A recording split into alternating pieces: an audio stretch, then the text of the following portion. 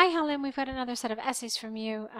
This one about companies moving from cities. Let's see what you said. There are some movements by local governments which move in corporations from major cities to rural areas. That's not what you mean. There are some measures by local governments which require corporations to move from major cities to rural areas. This essay will first examine the development of regional areas, S, and distribution of the total population as main advantages, and secondly explore drawbacks that it entails large scale of people's moving? That doesn't sound quite right. It entails people moving on a large scale and disrupts the nature of the rural area.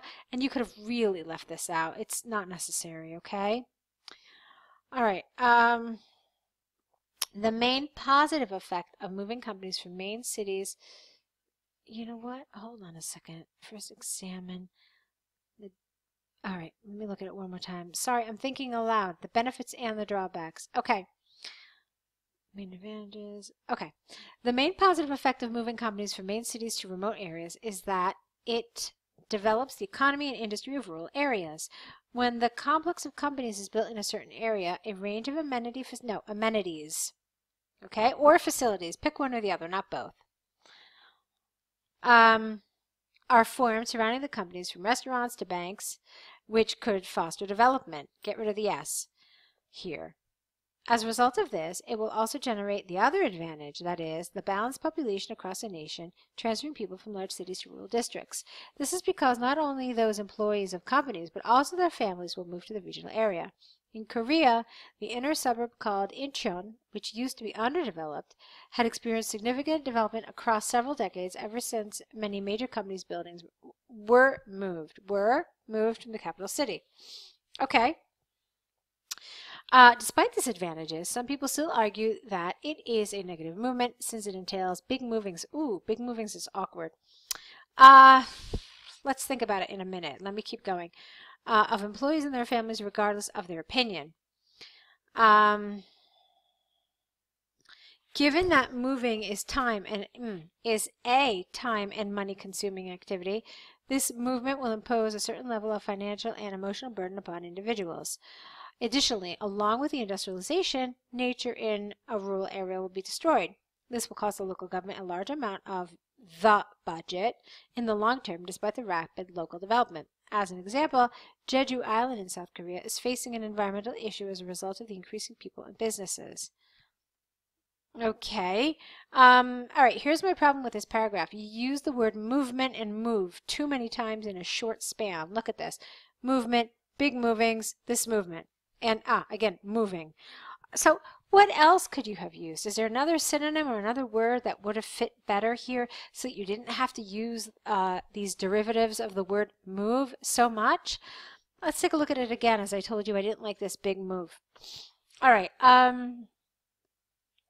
Despite these advantages, some people still argue that it is a negative measure since it entails mass relocation of employees and their families, regardless of their opinion. Given that movement is a time and money-consuming activity, this will impose a certain level of financial and emotional burden upon individuals. What do you think? So really the only word I changed was that one time, and I made it mass relocation, which is a nice synonym, I guess. And then I just changed around a couple of little things. All right, so that's the kind of thing I'd like to see you try doing so that you don't sound so repetitive all the time, okay? Okay, let's see. In conclusion, while the movement of companies from major cities to remote areas can bring about positive changes such as local development and redistribution of the total population, it should not be overlooked that it could adversely affect employees and their families' life and ruin the nature in a rural district. Okay, yes. I like this. It's not bad. It's a nicely written essay. Like I said, really be careful with some of the vocabulary. It was repetitive. That probably would have been my biggest complaint here, okay? I found it fairly easy to read though, so a good job overall. let's take a look at your task 1. I like this one. It's the flow chart. I'm going to open it just so that we have it. Thank you very much for doing that. It's very helpful when I have it. Careful, it's not a flow chart, it's the flow chart.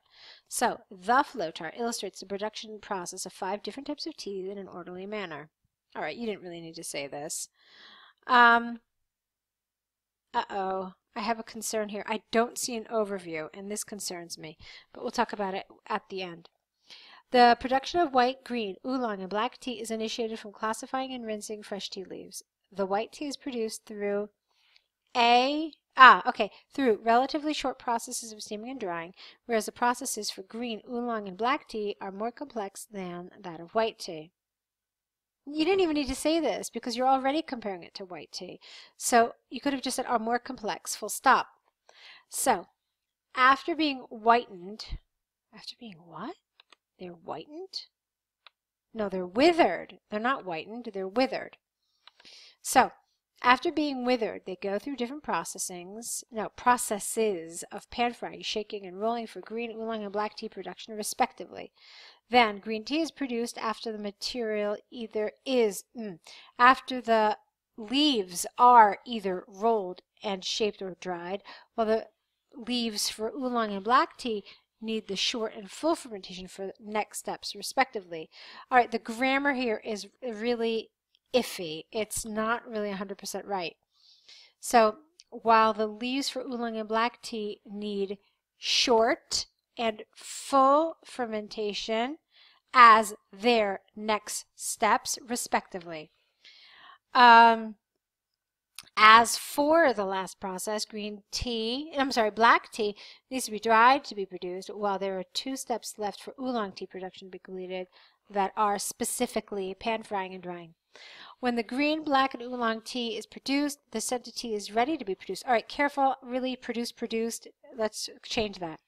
So, when the green, black, or oolong tea are ready, scented tea can be produced, starting with drying the tea leaves. As soon as this is done, the scents of flowers or fruits are added, and the scented tea can be produced after the final process of cooling. Okay, so 2 things here. 3 things. Let me take that back. 3 things. First of all, there's no overview. There is none. You went straight from your introduction to the process, and then you talked to me about scented tea. So that's your first problem. It's going to cost you. That won't let you get a 6 in task achievement, okay? The second problem is the grammar. There was a lot that I needed to fix in order for it to be understandable.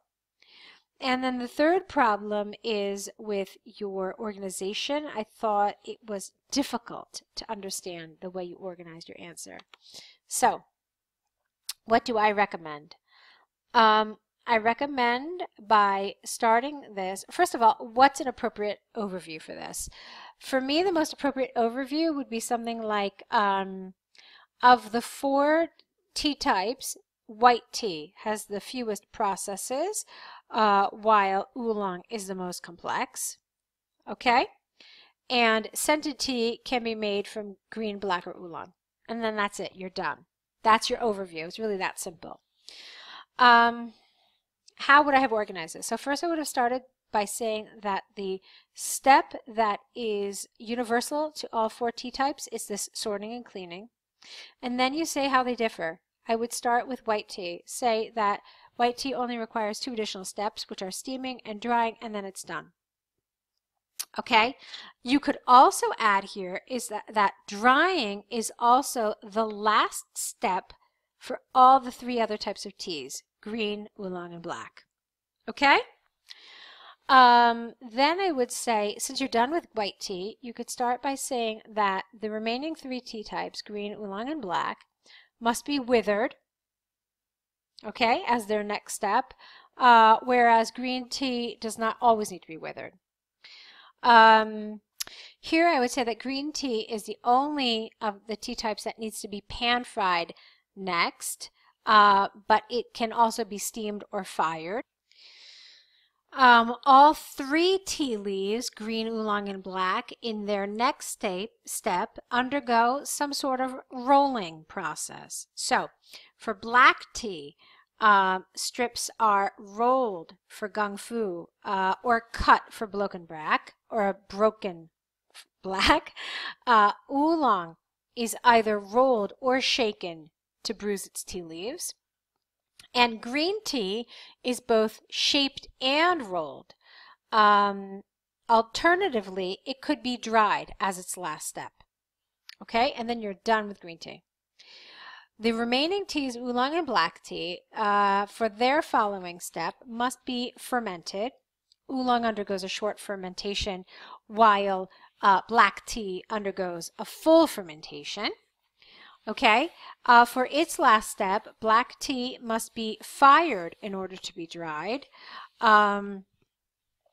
Oolong has a similar last step, as already has been mentioned, but prior to this, it must be pan fried. Okay, then in order to produce scented tea, one must have ready green, black, or oolong tea. It must be dried. It is then scented with flowers or fruits and then cooled. All right, so that's one way to organize it. You find the commonalities and then you make comparisons and contrasts where relevant. So this is one of the ways I like to see this done, and I feel like it's pretty clear this way. Alrighty, so go ahead and correct these essays for us, and let's see your next set of essays. Looking forward to them. So good luck, and let's meet back here with your next set.